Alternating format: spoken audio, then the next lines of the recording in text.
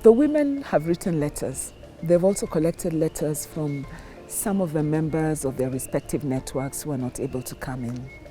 The reason why they wrote those letters is because nobody has ever asked them. When we start thinking about reparation, nobody has asked them about what their life is like, so that somebody can sit down and decide, this is what I think you deserve in terms of compensation. These letters will reach the president.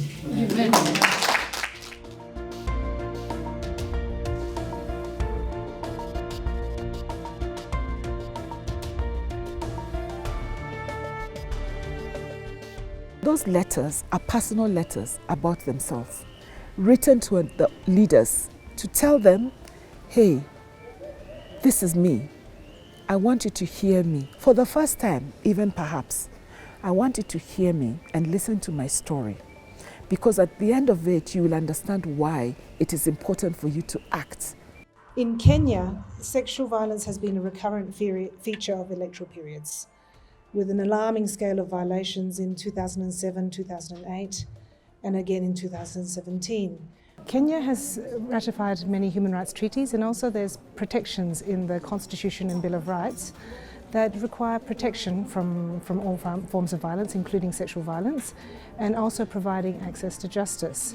So it's very important to seek accountability for these crimes, to pursue investigations and prosecutions, and also to provide redress to survivors, including through reparations.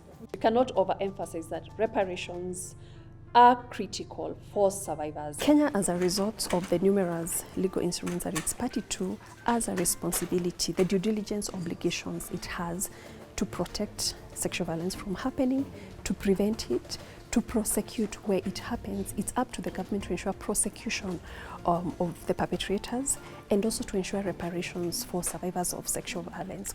We have never been able to recover from this trauma, the depression, loss, and the stress that was caused to us by the post-election violence atrocities.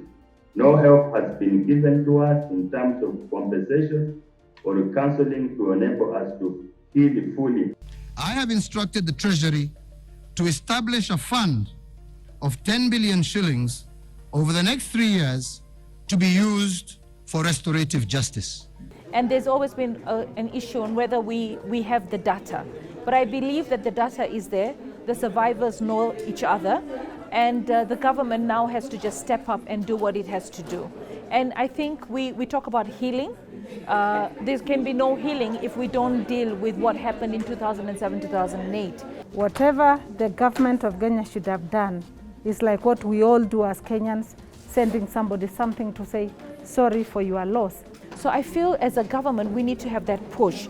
And as we approach the next election, I think it's really sad that the survivors of 2007-2008 post-election violence have not felt that the government cares enough about them. It's very important as we're going into elections to have peaceful, fair and meaningful elections, to provide a safe space where all members of Kenyan society can come together and make their voices heard without any fear of violence.